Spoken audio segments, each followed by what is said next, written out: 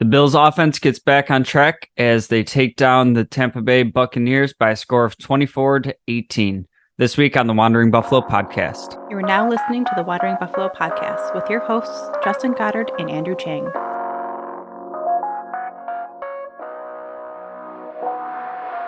Bills Mafia, welcome into another episode of the Wandering Buffalo podcast. My name is Justin. I'm going to be your host today, and feels good that we're here talking about a win.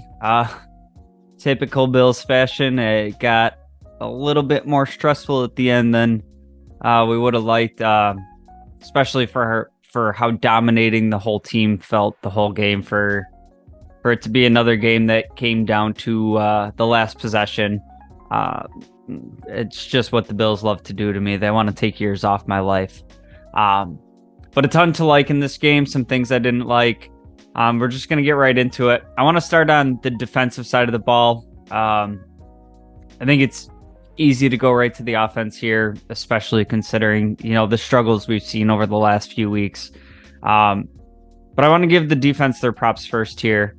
Because overall, I feel like they've been playing pretty well this year, and last week was kind of the blip on the radar.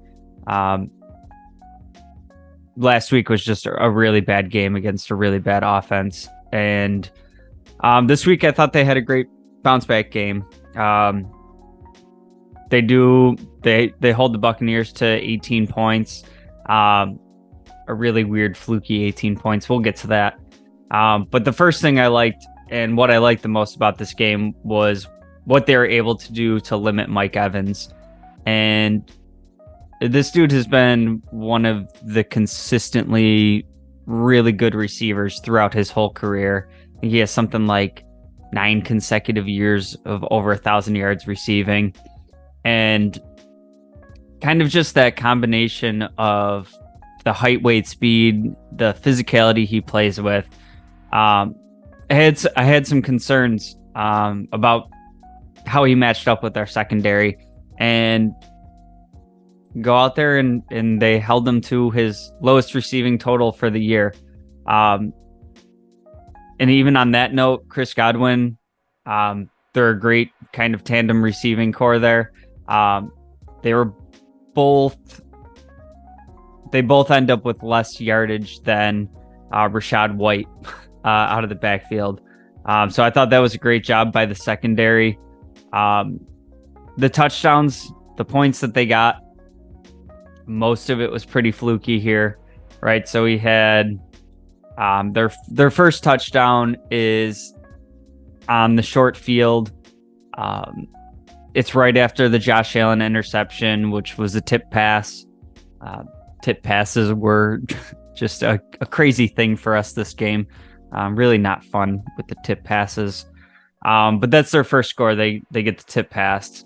And then their second touchdown, not as crazy of a tip pass, but the ball flight is affected, and after keeping Mike Evans quiet all day, he ends up with the touchdown there on a really nice grab, a nice reaction to the ball kind of changing course. But then, okay, whatever, shut him down for the 2-point conversion. That one gets tipped, and at the line of scrimmage pops up in the air, and they end up converting that 2-point conversion, which makes it a 1-score game. But I feel like those were all instances where the defense, was really doing their job, and, fluky things happen in the NFL. It just happened to be, a series of them in quick succession. And even looking at the second field goal that they got, the field goal that they got there was the defense holds them to, I think it was a 57-yard attempt. So, especially after having blocked one early in the game, you like your chances of letting them go take a 57-yard field goal. I consider that a win for the defense. Something else I really liked in this game was the Bills' pass rush, and that's something that's felt kind of stagnant over the last couple games after really starting out the season hot. And think maybe there was a little bit of an adjustment period that had to happen after losing Daquan Jones. You miss Ed Oliver for a week in there. Group missed a week in there.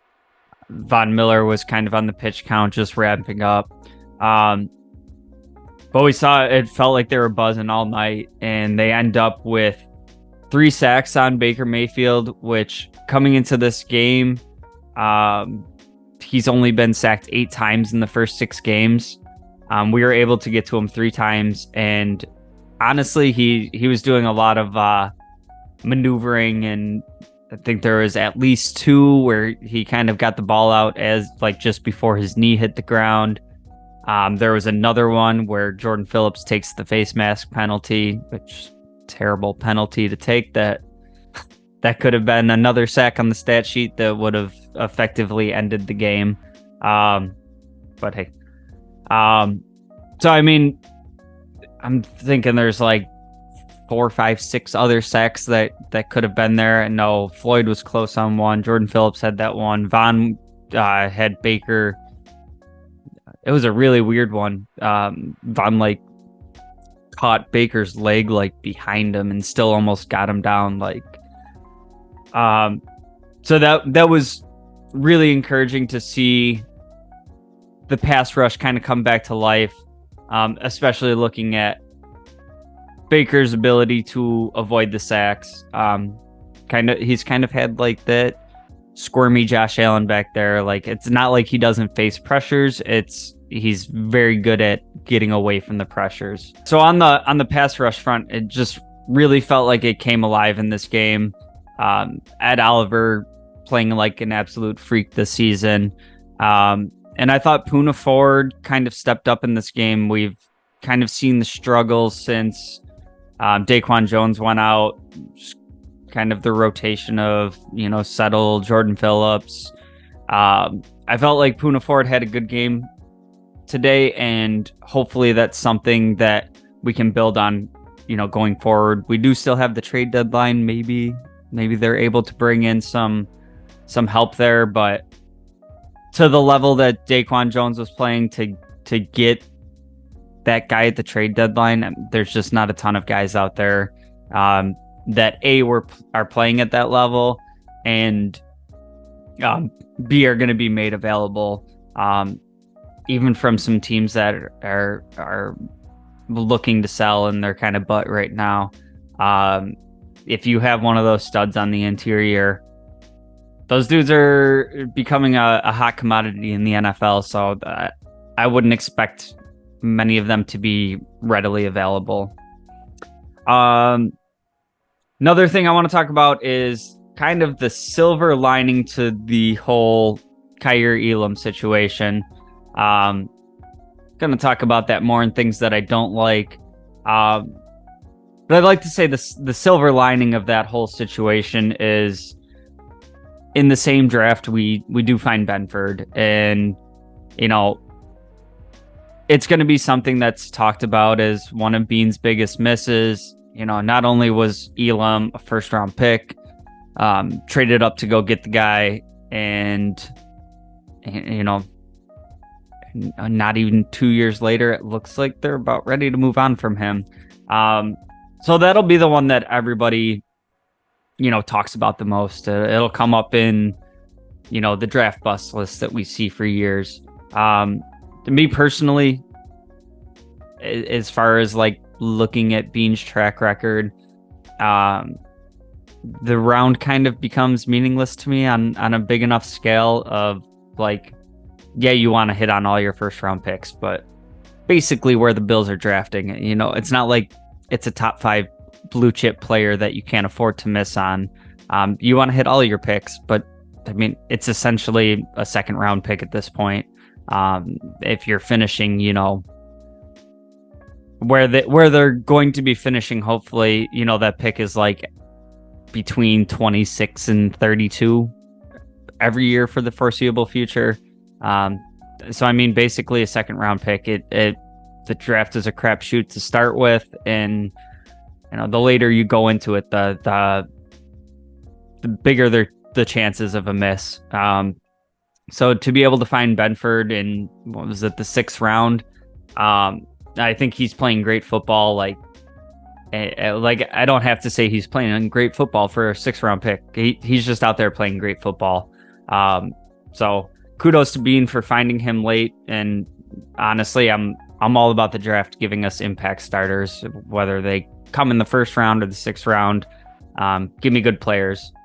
So I think that's something that, as we talk about this Elam situation over, the next, by the time you're getting in this, it's Monday. The trade deadline is on Tuesday. As we're looking at this, just kind of keep that in mind of, it sucks that we missed on that pick, that, within 2 years we might be, fully moving on from him. But you did find Benford in the same draft. So that's my silver lining there. And the last thing I want to talk about on the defense was Jordan Poyer. And there's a lot of talk early in the year. He was missing some plays, looked a little slow. There started being the conversation of, is this why there was no market for Poyer? He's washed, he's done, blah, blah, blah. Over the last 2 games, I thought we've seen the best play from Poyer. He was all over the field. He was very close to having 2 interceptions. Seemed like they were trying. I have to watch this again and see exactly what was going on, but it seemed like they were kind of using him to fill the Milano role in some situations and bring Rapp in as a safety and kind of bring Poyer down to play more as a linebacker. Got to see more what they were exactly doing there, but what I saw the first watch through, I really liked that. Thought he did great in that role. Thought this was his best game of the season so far. Micah Hyde also had a great game. Just seeing those two, maybe they needed a few weeks to shake off some rust, get the old man bones moving. But if we start getting back to seeing them playing at that super high level that we're used to with them as a pair back there, that makes up for a ton of stuff on this defense. So love seeing that. Want to move into the special teams before we get to the offense, because last week we were kind of talking about how nothing was good. So this week, when everything was better, I don't want to ignore the special teams, because the units kind of in all phases had some really great moments. Start with the blocked field goal. Shaq Lawson gets his hand on it. You don't see a ton of blocked field goals in the NFL, so that was super fun. Deontay Hardy looked pretty great in the return game.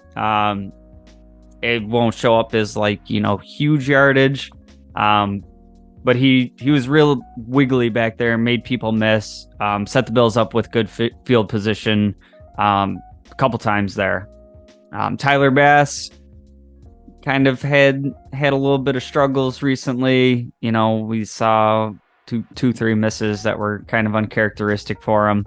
Had a nice bounce back game, made everything he tried. So hopefully that was just, a little short-term case of the yips that he got out of his system early. But good to see him back on track. And then my favorite thing to talk about with the special teams, because something you never really talk about is the punter. Sam Martin was phenomenal.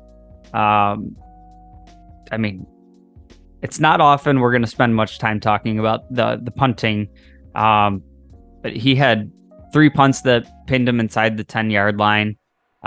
It should have been 4. The last one, Saran Neal just kind of mistimed his jump a little bit. That one should have been down right at the 1. I think he had gave the Bucs starting field position at the 3, 4, and the 8. So just a tremendous job. Tremendous game from him. And as we move into kind of talking about the late game clock management play scenario, I think Sam Martin's punting tonight had a lot to do with that. We'll get to that after the break.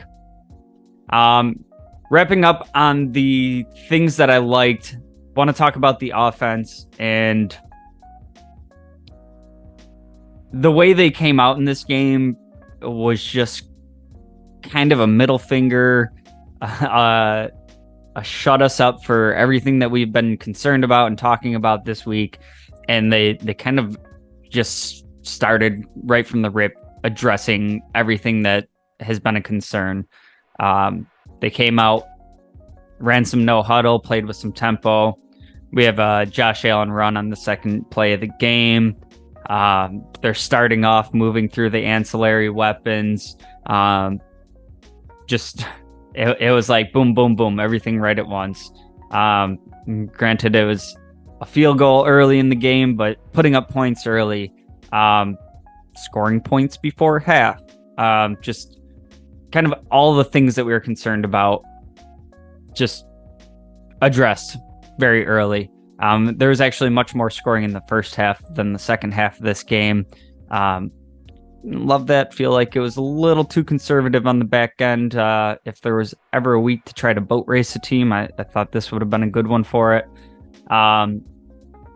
But yeah, the offense doing what they needed to win this game and kind of match that up with the defense, match it up with the special teams. My favorite thing about the offense in this game was just very simply Josh Allen looking like Josh Allen. He looked like a kid again. He looked like he was having fun. He was taking chances. He was running when it was necessary, but not going overboard with it.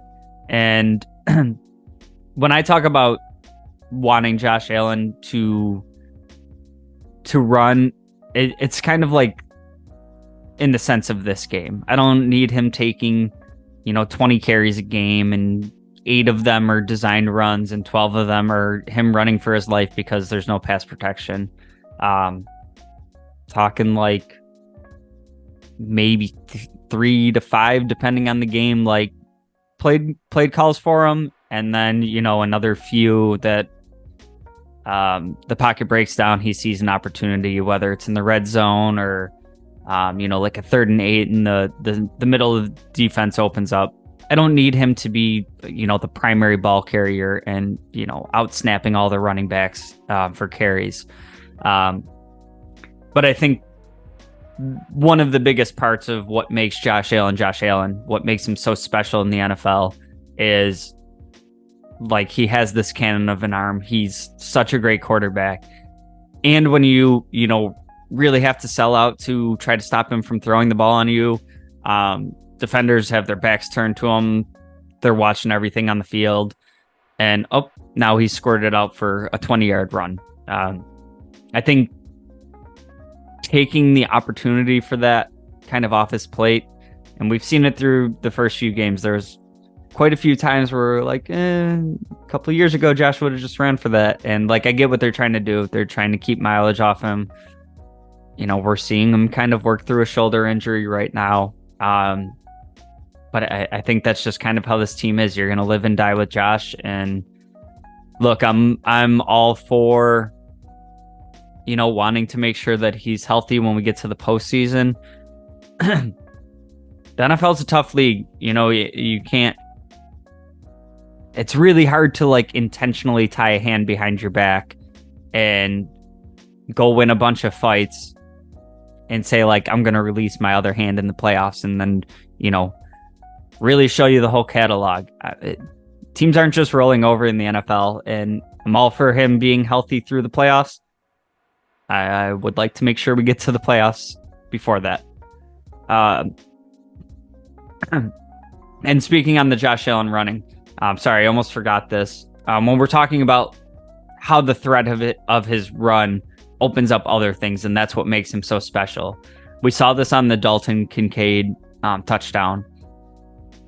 Josh Allen does classic Josh Allen. He's rolling to the right, and I believe it was Devin White, and he just gets put in that conflict there of, Kincaid's running towards the sideline a little bit behind him.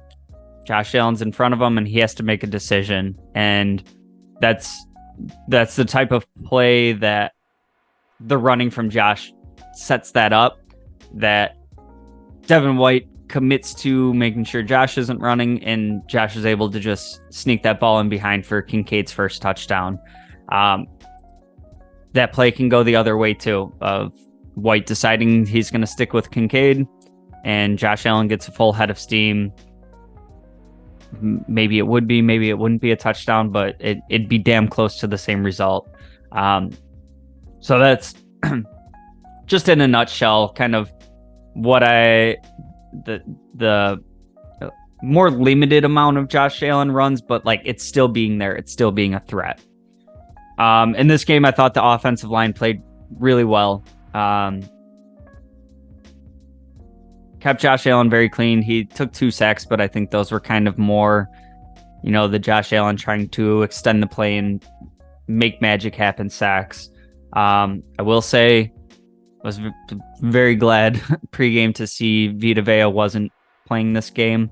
I'm all for our team, if you want to be the best, you got to beat the best. I'm all for that. Let me do it once we stack a couple wins with some of the struggles that we've had recently. But we've seen there be opportunities to get after the Bills, through the middle, that interior offensive line. And I think more often than not, it's held up pretty well this year. But that's kind of your opportunities, like that on the right side, but the interior offensive line, you have McGovern, he's new to the Bills.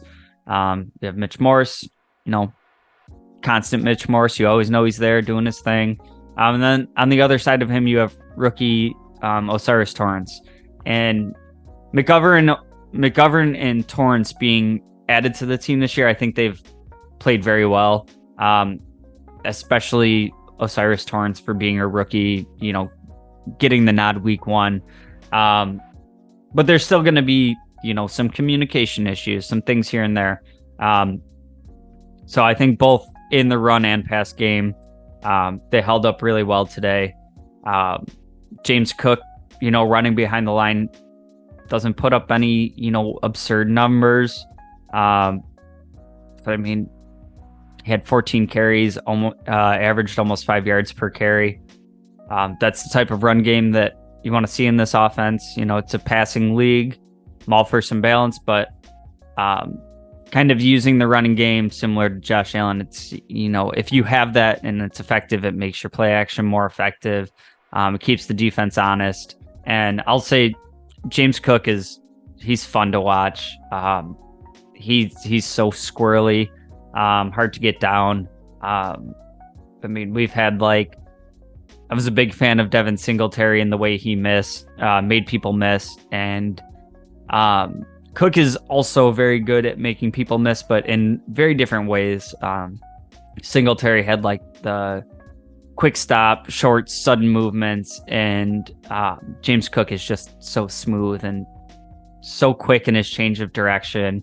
Haven't seen a ton of big run breaks. I feel like we're pretty close to seeing him snap a couple 75-yard runs.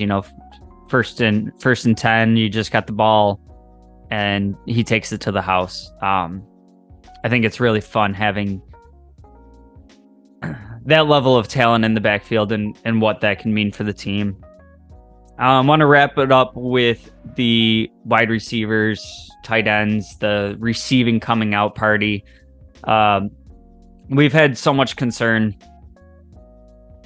going through the beginning part of this season, and kind of it goes into last year's playoff run as well. It's kind of been Diggs and everyone else. And it was mostly Diggs. And in this game, not only was Diggs not the leader in yards, he wasn't second, he was third. Khalil Shakir, and I'm calling this his official coming out party. I think he had a mini one last week. Last week I think was 4 for 4 for 34 yards. This week 6 for 6 for 92 yards. So great game for him, and he's looking like he's playing confident to me. And I think sometimes, me personally, I kind of forget just how fast Shakir is. He's a 4.4 40 guy, so it's not like he's some slouch out there. But also seeing him, finish some of his runs after catch with some physicality, dropping a shoulder, little back step to make somebody miss, tiptoeing down the sideline. I was super excited when the Bills drafted Shakir. I wanted to see more of him down the stretch last year. I like that he's getting his opportunities kind of early in this season, and with Knox out for the foreseeable future and Kincaid, he's going to have a more traditional tight end role. I think those opportunities open up for the slot guy, and I think Shakir is it's early. He looks like he's going to firmly take control of that to me, though. I think Hardy's had some opportunities. He's like an electric gadget guy so far in this offense. They haven't really used him a ton in the passing game. I think there's still a lot of ceiling to reach there. But as far as traditional receiver in that spot, I think Shakir is starting to emerge. Gabe Davis, answering his rough week last week. 9 catches on 12 attempts this week, 87 yards and a touchdown.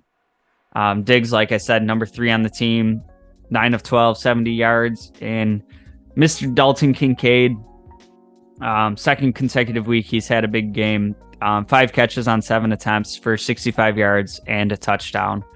And I love this connection that's building between Allen and Kincaid. And honestly, just looking the way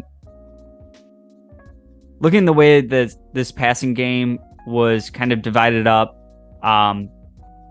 plus James Cook, what he was able to do in the run game. He wasn't really involved in the passing game in this one, but he can be. And just seeing that as breaking down as what all of our top weapons are.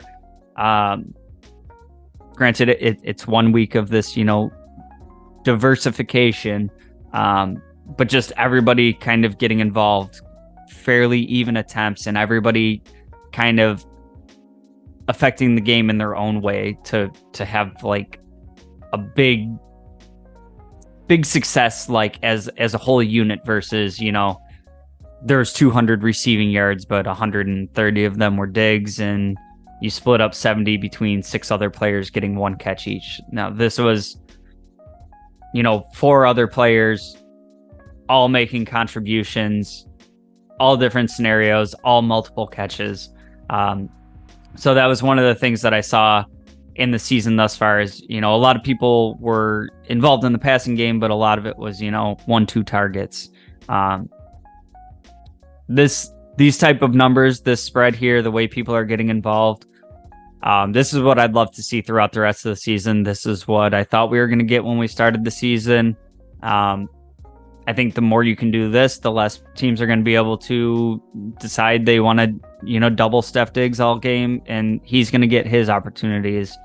And as you can, move between who they're trying to take away, what they're trying to do, you have just so many options. So I think this was the type of game script for the wide receivers, the tight ends, to build on going forward. So all of these good things that I saw in this game that I liked, there were some things that I didn't like, and I do want to talk about that. We'll get to that after the break. Stick around. Hey, this is Brother Bill. Now back to the show. Welcome back in, and thank you again for joining me on this week's episode of the Wandering Buffalo podcast, a Buffalo FAMBase podcast.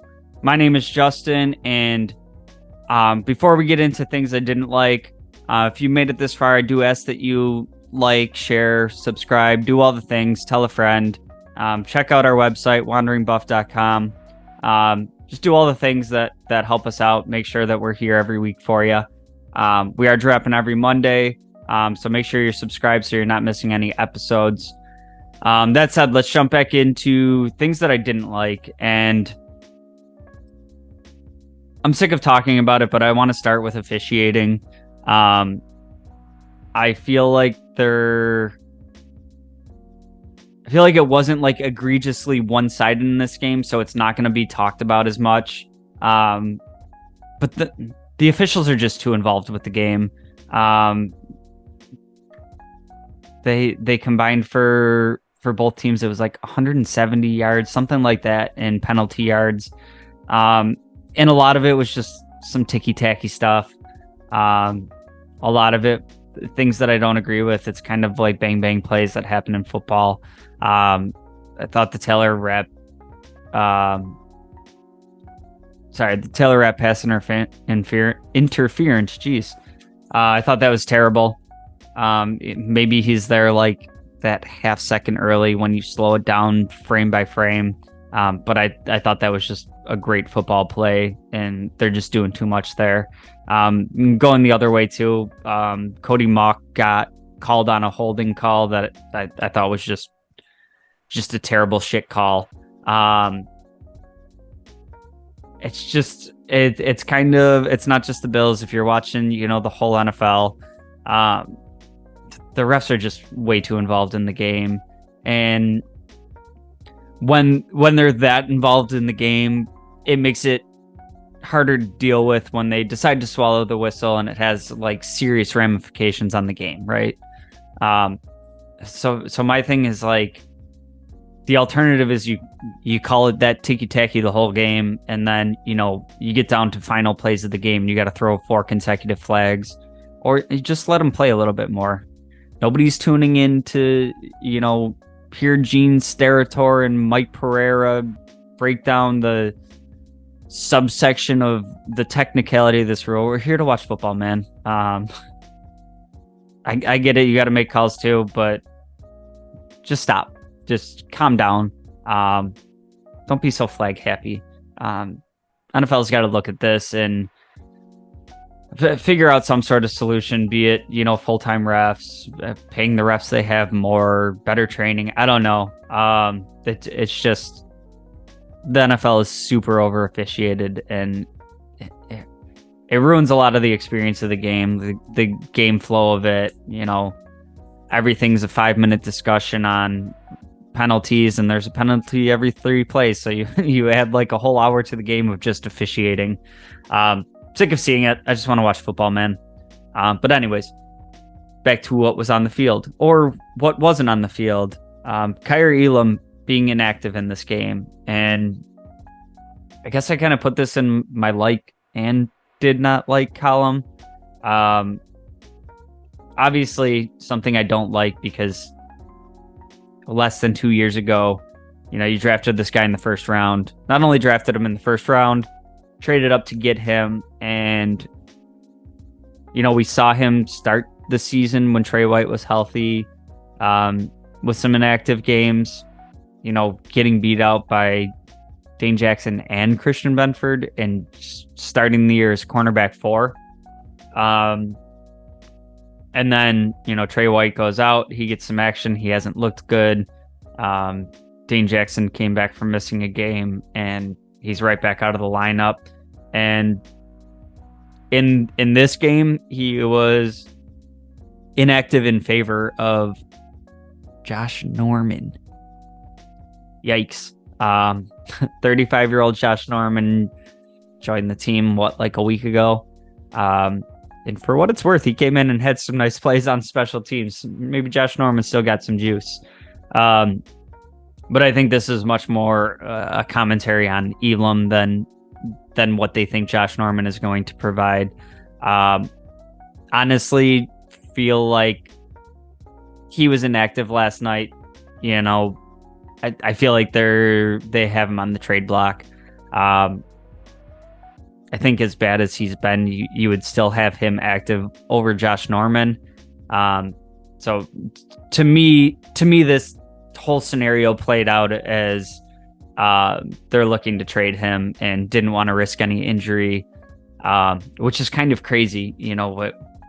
We've seen so much patience with so many Bills players that, they draft for these physical tools, and, year 3 is a big year in their development when they break out. You think of Allen, Edmonds, Knox, Oliver. We're seeing Epinesa right now. Just been a ton of players kind of in that mold, and it looks to me like they're done with him. I'm really curious if something happened like behind the scenes we don't know about, because I feel like down the stretch last year and even into the playoffs, like I feel like we don't win that Miami game without some plays from him. I don't know. I just thought he looked pretty good down the stretch last year, to just looking completely overmatched this year. Coaching staff seemingly just done with him.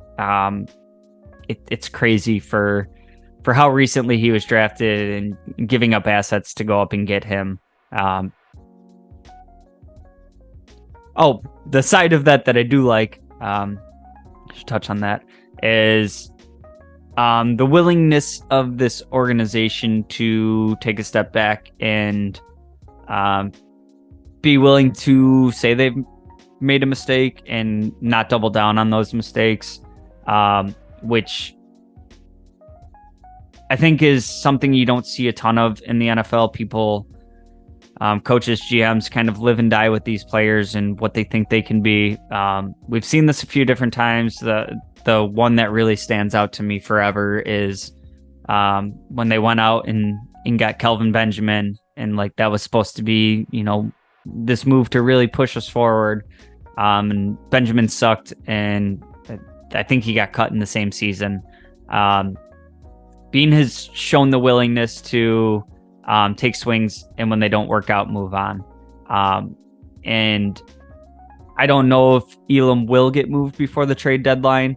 But to me, this kind of spells, you don't want to just stick around with Elam for an extra 2 years because you drafted him in the first round. He's cheap labor, and we'll see what happens. I think especially with the injuries Trey White has gone through, if you're ready to move on from Elam, then do it so we can reset that. Maybe you draft another guy in the first round and try again. Maybe you go out and, really swing for the fences on established veteran that is going to come in and what they are. But you're not going to spend another 2 years, kind of handcuffed by a player. And in the meantime, you have Dane Jackson and Benford that are both playing pretty well. And, with the uncertainty of Trey White, does he come back from this? Does he want to retire? Is he sick of these injuries? And the Achilles is a serious one to come back for us, especially, for the movement skills necessary as a cornerback. So I think there is just some uncertainty there. And yeah, I mean, if you're done with Elam, move on, lick your wounds and start looking for the next move there to bolster your team for the long run at the position. So pros and cons there for me. The end of game kind of sequencing with the offense, didn't love. There was like 4 consecutive punts where this offense was just humming in the first half. And I know there's some adjustments happening at halftime, whatnot, but it really looked like the Bills, took their foot off the pedal, got a little conservative, and led to, some consecutive punts. And part of me understands it to an extent. You have a lot of confidence in Sam Martin. You see what he's doing in the punting game, pinning them back deep, and you have an offense that hasn't really moved the ball much on you in the game. So, to me, it's a little bit of, you're going to trust your defense. If they start with some bad field position, to me on the couch, I would love to see you trust your defense kind of in the plus territory and really try to slam the door on them. But I get the punting. I just don't love it. Ends up working out, but we see how it can go sideways. It ends up being a 1-score game with a final drive left, and that almost goes sideways real quick. So in particular in this game, when, the last 3 weeks, there's been so much talk about the offensive struggles, and the offense is coming out and just kind of asserting their dominance. I thought if there was any week that it would have been really great to drop 40 on a team, and it from early indications, it looked like that was going to be the case in this game. If there was ever a game to, gamble a little bit and try to run up the score, I think it was this one. To just leave nothing in doubt. This 10-day break coming up, give everybody something to talk about how good the offense was. We made it through the lull, whatever. But we didn't do that. And really is another fourth consecutive week where the game comes down to the last play of the game and my elevated heart rate. Part of things that I don't like is how frequently we line up for like the 4th and 1, 4th and 2s and try to get the opponent to jump off sides. And if they don't, we take the delay of game, we call a timeout, whatever. I don't have a problem with that actual like play call. Josh Allen's got a great hard count. We've seen this work a ton of times. My issue is if it's constantly a bluff, maybe it works occasionally. But when teams are sitting down watching film and they're like, see this is the fake that they do. Make sure you don't jump off sides. They're not going to go for it. If I'm calling that from my couch and I'm just dumb podcast guy, the other teams have a good idea what's going on there. So I think this would have been a good game to, one of these ones where you punt it and you're in plus territory. Would have been great to line up for it and just like with 2 seconds on the play clock, actually do it. Kind of hope you convert and slam the door. And if not, your defense has stopped them all game and, you have faith in them. Defending a shorter field. Like I said, it's, the hindsight's 2020, obviously. It ends up working out in this game, but like, if they do get aggressive there and not convert one of those 4th downs and the Bucs go down and score and it turns it into a different game, we're here having, possibly the same conversation, opposite coin of like, there was no need to get aggressive there and it cost them the game. So kind of a damned if you do, damned if you don't. You have to know what you want and what your expectations are without, the benefit of hindsight. It's really easy to be, results driven and say they should have done something different. Overall, I think I would probably lean a little bit more on the conservative side. Trying to think like an NFL coach, but I'm sitting here with my Madden mind and I'm like, anything close to plus territory, 4th and 2, I'm going for it. So probably a reason they have jobs and I don't. But yeah, I thought this would have been a great game to just really slam the door on an opponent, and we did not do that, and almost turned out poorly. Something else I didn't like in this game was just the weird bounces. And, this isn't like a fault of the team or anything. I just hated it. And it seems like there's an awful lot of bounces that don't go our way. And I'm waiting for the pendulum to swing back. We've seen, some like forced fumbles where the ball, goes right back to whoever fumbled it. In this game, we see a mishandled snap from Baker Mayfield, and it like goes over his head and literally lands perfectly and one hops right into his arms. And Micah Hyde's coming in hot, and like that play could have gone so many other ways, and Baker Mayfield catching the ball and getting rid of it is like the lowest percentage of what could have happened there. Hyde is screaming in untouched, like that could have been, Baker gets the ball and he gets sacked. It could have been strip sack fumble and somebody could have scooped in and returned it.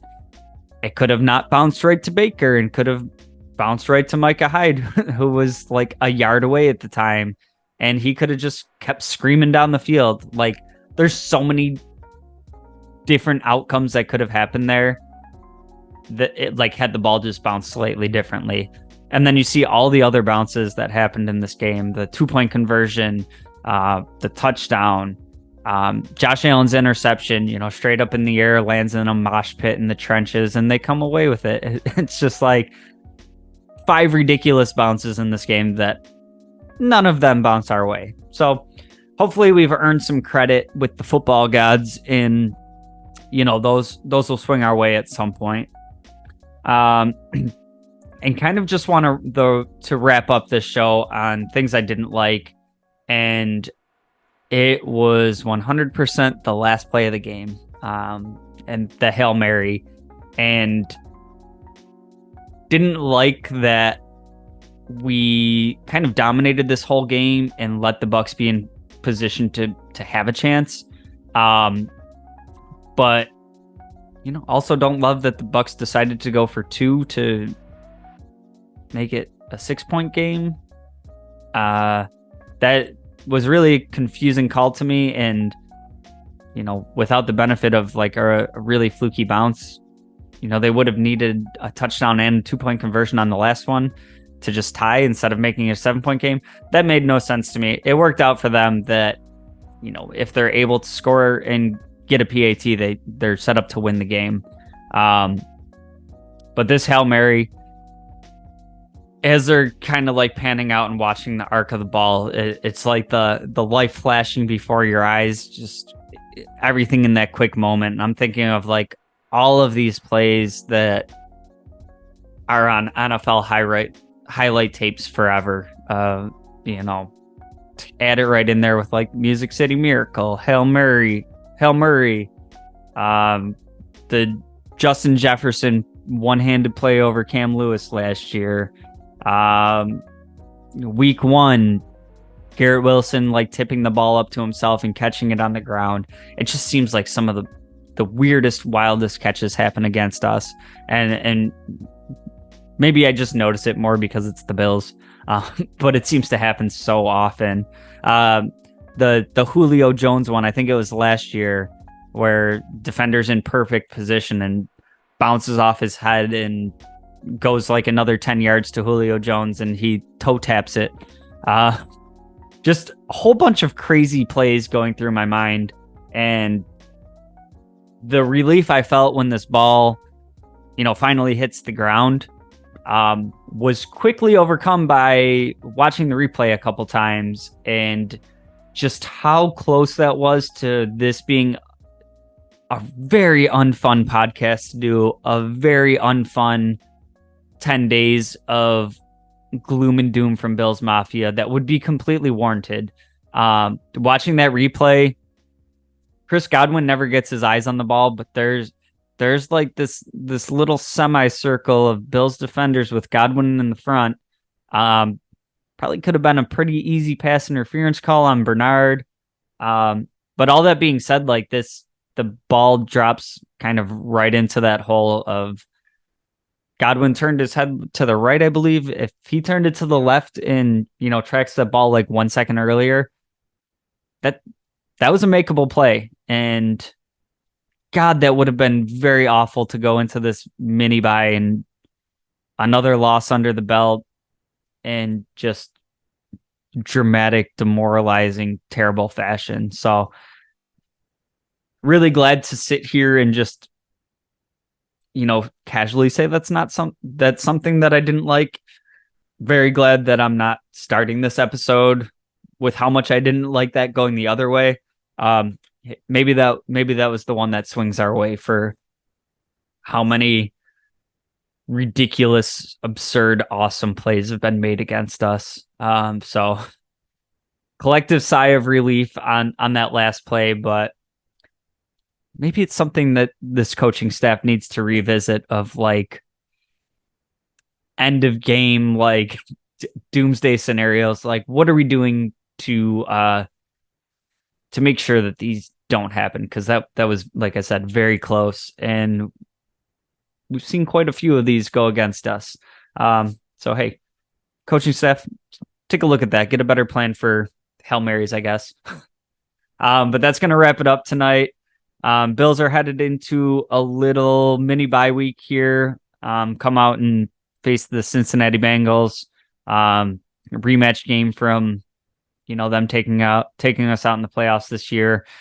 A team that's had their struggles themselves this year, but we know what a talented team they can be, what they can do, the talented receivers they have.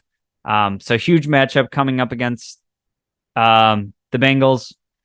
We do have the trade deadline happening between now and then. I'm going to do my very best to kind of get you some quick updates and some analysis if any Bills moves do go down. It's a Tuesday deadline. It's not a great day for me, but we'll do the very best we can to get you that as soon as possible if anything happens. If not, we'll see you next Monday talking about the Bengals game. Until then, go Bills.